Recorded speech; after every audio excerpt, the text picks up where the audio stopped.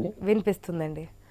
మధుబాబు గారు, గుడ్ మీరు మార్నింగ్. పోయిన 5 సంవత్సరాల్లో, గడిచిన 5 సంవత్సరాల్లో, మీరు అధికారంలో ఉన్నటువంటి 5 సంవత్సరాలు ఏదైతే పక్కన పెట్టినటువంటి క్యాపిటల్ ఉందో, ఇప్పుడు శరవేగంగా దూసుకుపోతున్నటువంటి సిచ్యువేషన్ మనం చూస్తున్నాం. ఎందుకంటే ఆ, నిధులు కావచ్చు, పెట్టుకున్నటువంటి సంకల్పం కావచ్చు, అమరావతి ఏకైక క్యాపిటల్గా ముందుకు వెళ్తున్నటువంటి సిచ్యువేషన్స్ కావచ్చు.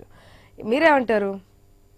మీ ప్రభుత్వం ఎందుకు ఇంత దూకుడుగా చేయలేకపోయింది? ఓకే, 3 క్యాపిటల్స్లో ఒక భాగం అయినప్పటికీ కూడా అమరావతి, అందులో కూడా మీరు ఎందుకో ఉత్సాహం చూపించలేదు అనేది క్లియర్ కట్గా తెలుస్తుంది. Good morning madam. మీకు అలాగే ప్యానెల్లో ఉన్న పెద్దలకి, సచిన్ గారికి, అందరికీ కూడా గుడ్ మార్నింగ్. అయితే లాస్ట్ టైము జగన్మోహన్ రెడ్డి గారు ముఖ్యమంత్రిగా పనిచేసినప్పుడు మ్, సంక్షేమంకి ఎక్కువ అమలుపరచడం జరిగింది. మ్, అలాగే చంద్రబాబు నాయుడు ఏంటంటే సంక్షేమంతో పాటు డెవలప్మెంట్ కూడా చేస్తామని చెప్పడం జరిగింది. మ్, దానికి అనుగుణంగా ప్రజలు డెవలప్మెంట్ కి, సంక్షేమంకి రెండిటికి బ్యాలెన్స్ గా ఉండాలి అని తీర్పిచ్చారు. మ్. కాబట్టి ఆ, కూటమి ప్రభుత్వం ఏర్పడింది. అంటే మీరు అయితే డెవలప్మెంట్ చేయలేదని చెప్పి అంగీకరిస్తున్నారా? మీరు కేవలం సంక్షేమానికే ఫోకస్ పెట్టారనేది. ఇప్పుడు అదే కదా, డెవలప్మెంట్ చేసినా ఎక్కడా కూడా డెవలప్మెంట్ కన్నా సంక్షేమం ఎక్కువ చేయటం వలన మ్, ప్రజలు ఆ విధంగా భావించారు. అదర్ పార్టీస్ కూడా అదే భావించింది. మ్, అయితే రాష్ట్రం విభజన అవుతున్న టైంలో కాంగ్రెస్ ప్రభుత్వం ఉండడం వలన కాంగ్రెస్ ప్రభుత్వం సెంట్రల్ గవర్నమెంట్ అనేది ఒక క్యాపిటల్ ఏదైతే ఉందో ఆ క్యాపిటల్ కి నిధులు అందించాల్సిన అవసరం ఉంది. మ్, ప్రత్యేకంగా ఎవరైతే అప్పుడు కాంగ్రెస్ ప్రభుత్వం ఉంది కాబట్టి ఆ కాంగ్రెస్ ప్రభుత్వంలో ఎప్పుడే విడదీయొచ్చు, కానీ ఎలాంటి పరిస్థితుల్లో విడదీస్తారో మనకు తెలుసు. అలాంటి పరిస్థితుల్లో కూడా ఒక క్యాపిటల్ కి ఒక విధానం, తర్వాత నిధులు సమకూర్చడంలో కానీ చాలా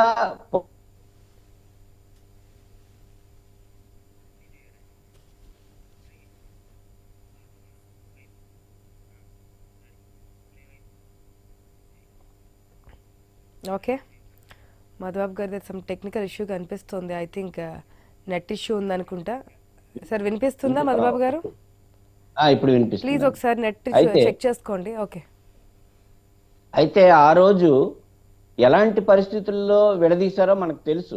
మ్, అలాంటి పరిస్థితుల్లో కాంగ్రెస్ ప్రభుత్వం, సెంట్రల్ గవర్నమెంట్ ఒక కేంద్రం నుంచి నిధులు సమకూర్చాల్సిన అవసరం ఉంది. ఈ రోజు మ్, ఏ ప్రభుత్వం అవనియండి, అప్పులు తెచ్చుకొని రాజధానిని డెవలప్ చేసే పరిస్థితికి తీసుకొచ్చారు ఆంధ్రప్రదేశ్ని. అది చాలా దురదృష్టకరమైన సంఘటన. మ్, అయితే ఆ రోజు ముఖ్యమంత్రిగా రాజశేఖర రెడ్డి చనిపోవడం, అంత ధీటైన నాయకుడు లేకపోవడం, ఈ రోజు ఈ రోజు మన ఆంధ్రప్రదేశ్ కి రాజధాని లేకుండా ఈ రోజు ఇన్ఫ్రాస్ట్రక్చర్ అన్ని డెవలప్ చేసుకోవడం వలన ఒక విధానం అయితే, రెండోది ముఖ్యమంత్రిగా ఆ రోజు 10 సంవత్సరాలు ఉన్నప్పటికి కూడా ఆ రోజు చంద్రబాబు నాయుడు పరిపాలన జరుగుతుంది. 10 సంవత్సరాలు ఉన్నప్పటికీ కూడా ఉమ్మడి క్యాపిటల్ గా ఉంటుండగా ఉమ్మడి క్యాపిటల్ వినియోగించకుండా హఠాత్తుగా వచ్చేసి ఇక్కడ రాజధానిని సమకూర్చుకోలేకపోవడం ఒక దురదృష్టకరం. అయితే నెక్స్ట్ వైఎస్ఆర్ పార్టీలో జగన్మోహన్ రెడ్డి గారు ముఖ్యమంత్రి అయిన తర్వాత 3 రాజధానులు అనే కాన్సెప్ట్ తీసుకొని వచ్చి 3 రాజధానులు చేయాలి అని చెప్పి జగన్మోహన్ రెడ్డి గారు చేయడం వల్ల మొత్తం ఈ 10 సంవత్సరాలు కూడా మ్, మొత్తం ఆంధ్రప్రదేశ్ కి నష్టమే జరిగిందని చెప్పాలి.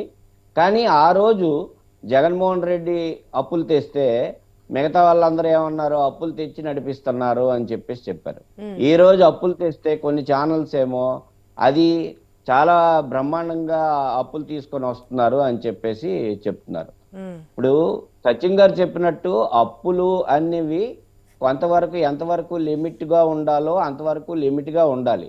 ఈ ఆంధ్రప్రదేశ్ ని అప్పులు తేవచ్చు, కానీ దానికి మళ్ళీ వడ్డీలు కట్టుకొని చేసే కన్నా దానికి ఏ విధంగా ఉండాలి అన్నది ఆలోచన కూడా ముఖ్యమంత్రులు చేయాలనేసి నేనైతే కోరుకుంటున్నాను.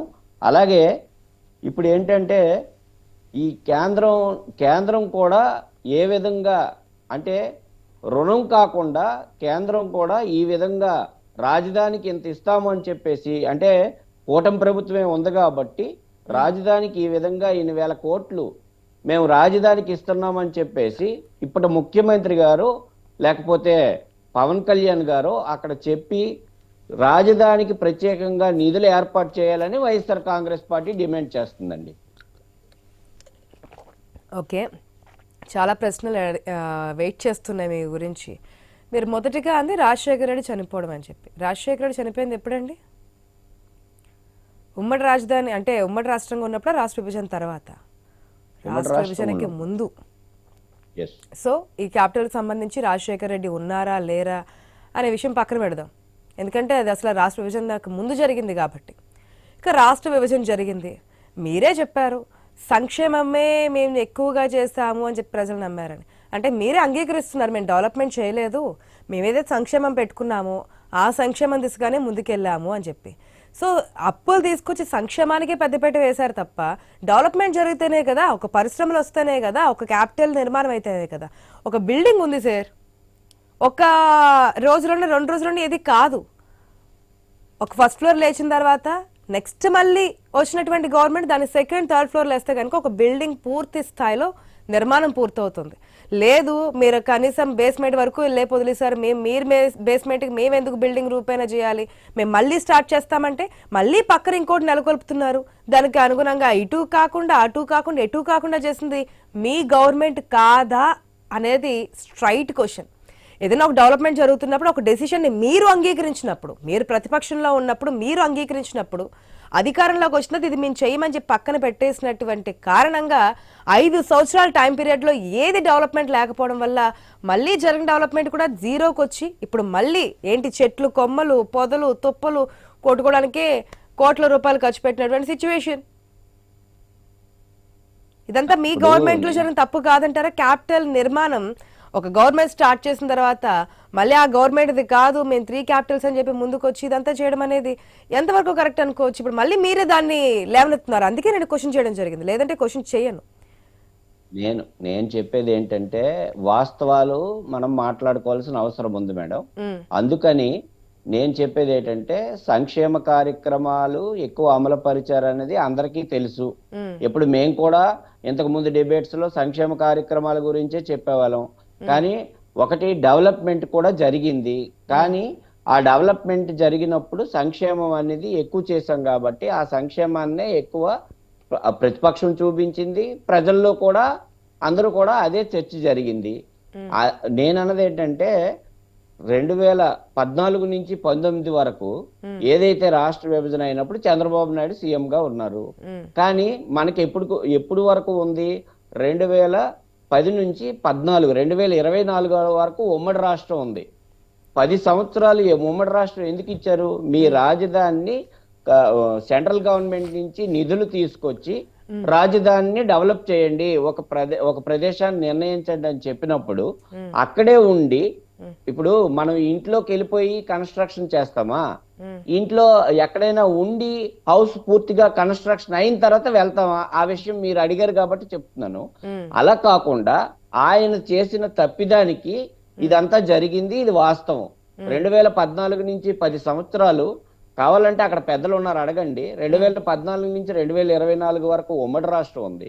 ఉమ్మడి రాష్ట్రాన్ని అక్కడ ఉండి ఇక్కడ డెవలప్ చేయాల్సిన అవసరం ఉంది, ఆ నిధులను తీసుకురావాల్సిన అవసరం ఉంది. అక్కడ అసెంబ్లీని గానీ అక్కడ గవర్నమెంట్ చేయలేదని చెప్పే కదా ఇప్పటి వరకు ఇవ్వనటువంటి మెజారిటీ 151 ఆ రోజుల్లో మీకు ఇచ్చున్నారు ప్రజలు సింగిల్ పార్టీగా. మరి మీరేం చేశారు 5 సంవత్సరాలు?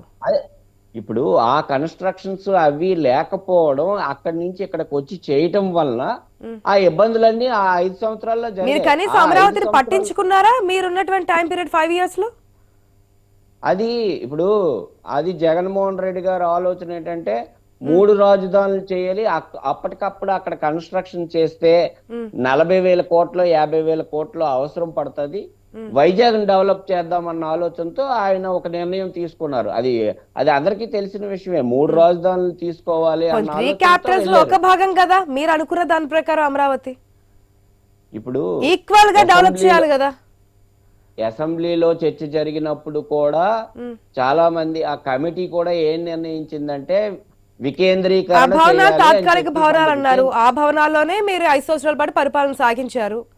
కానీ మిగిలింది ఎక్కడ? అవును, వికేంద్రీకరణ చేయాలన్న ఆలోచనతో చాలా మంది కమిటీ సార్ నిర్ణయించింది. ఒక్క కానీ డౌట్ సార్, వికేంద్రీకరణ ఓకే ఇప్పుడు మళ్ళీ మీరు అవకాశం లేదు అధికారంలోకి చంద్రబాబు వస్తామని నాయుడు. చెప్పి చాలా నమ్మకంగా మీ నాయకుడైతే ముందుకెళ్తున్నారు. అది ప్రజల చేతుల్లో ఉంది. మళ్ళీ చెప్తున్నాము, ఏ పార్టీ చేతిలోనూ లేదు, కేవలం ప్రజల చేతుల్లో మాత్రమే ఉంది. ఈ ప్రభుత్వం కూడా డెవలప్మెంట్ చేయకపోతే, అనుకున్నంత స్థాయిలో ప్రజలు ఆశించిన స్థాయిలో చేయలేకపోతే గనక ఈ ప్రభుత్వాన్ని కూడా పక్కన పెడతారు, వాళ్ళకి కావాల్సిన వాళ్ళని తెచ్చుకుంటారు. అది ప్రజల చేతిలోనే ఉంటుంది 100%, ఏ పార్టీల నాయకుల చేతిలోనే ఉండదు. మీరు వస్తారు, ఏదో జమ్లీ వచ్చేస్తుంది, 2025కే వచ్చేస్తాం మేము, ఇంకొక 1 year 1.5 year 26కి వచ్చేస్తామని చెప్పి అనుకుంటున్నారు. కాబట్టి ఇప్పటికే ఇది సర్వేగంగా జరుగుతుంది.